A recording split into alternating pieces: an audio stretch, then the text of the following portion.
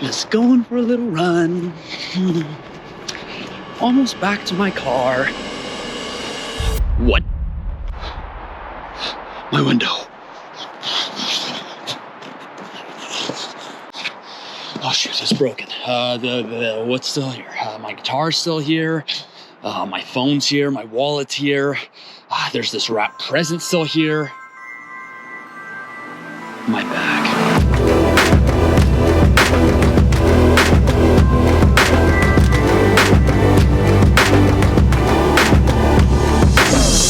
What's up guys, welcome back to the PDGA channel. Per the intro, I got my disc golf bag stolen out of my car. Someone came, broke the window, grabbed my bag and ran away. And so I do not have that anymore, which, you know, is a really big bummer since disc golf is a big part of my life. But I gotta move on. I gotta figure out what to do next. And so this video is about rebuilding the bag. What am I gonna do now that I have my bag gone and all the discs that were inside that were my main discs that I've been using for everything for disc golf. And so this video is gonna take a look at what I'm gonna do for my next bag and fitting discs into it. And I think this video can be really helpful for you. One, so that hopefully you don't make the same mistakes I did and you don't get your bag stolen out of your car.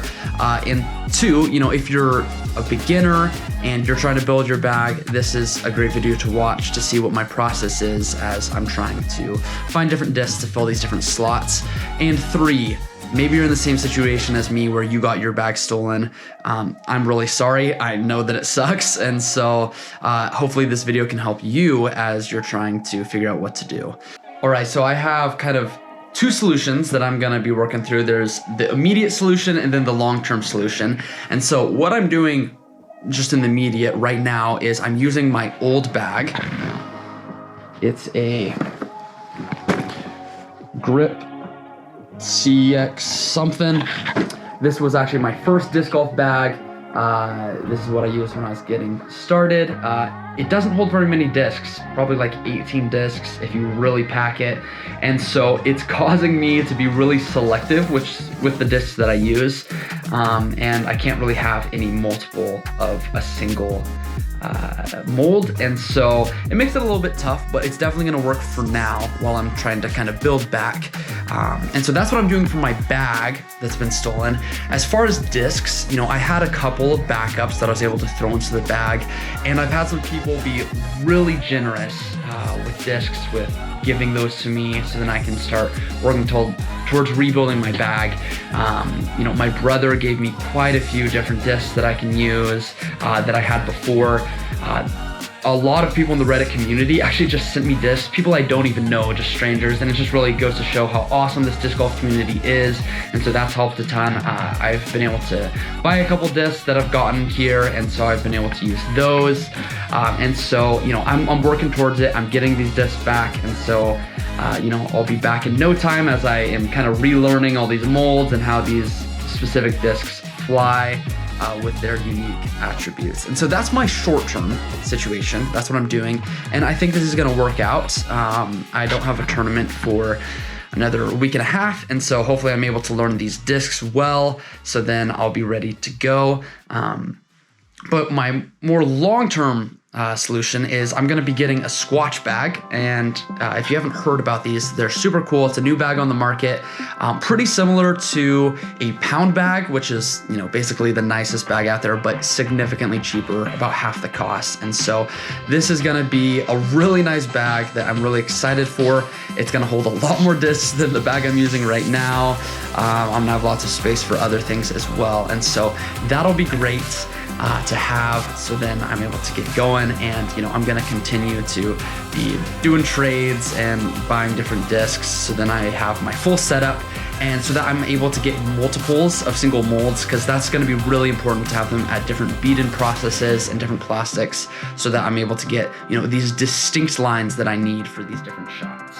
And the reason I want this is because right now, with just having single molds of these different slots, you know, I have an overstable fairway, I have a neutral fairway and an understable fairway. if I had multiples of those, I'd be able to be much more specific in my line. Instead, I'm having to do the work myself. So I'm having to change my throw, whether I put it on a little bit of ante, a little bit of extra hyzer, instead of being able to throw the same each time and just trusting the disc, which that's the way I like to play. Yeah, I've been able to get much more consistent results doing that.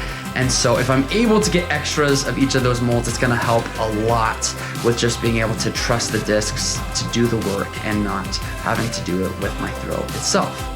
So for any beginner watching that's kind of trying to find some tips for building a bag for the first time maybe, really what my process was, as I was kind of starting from scratch, was I wanted to find a disc to fill each different part of the game. So I have my putters obviously, but I also have my throwing putters. I have an overstable throwing putter, the Zone, and a more neutral / understable throwing putter, the Berg.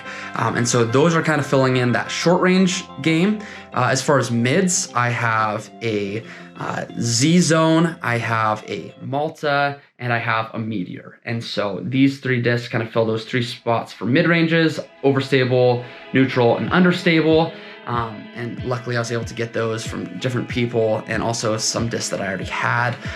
For fairways, I have a Stalker, I have a Raptor, and I have an Explorer. The Explorer is pretty beat, so that one's understable. The Stalker is new, so it's straight, and the Raptor is overstable.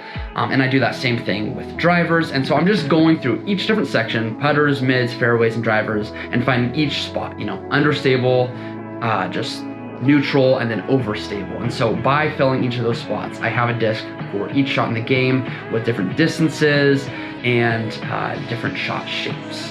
I also think it's really important that I spend some time in this video just really urging you guys to not make the same mistake that I made. If possible, don't leave your bag in your car. If there is an opportunity to leave it at the house because you're not going to play, you're going to do something else, do it. Especially if you live in an area that has more crime. Just try and be careful, guys. If you really have to bring it into your car, cover it up. I slipped it under a seat, but I could have thrown a jacket over it or done something so then it wasn't as visible. And so just do all the precautions you can so that you don't give these thieves even an opportunity to steal.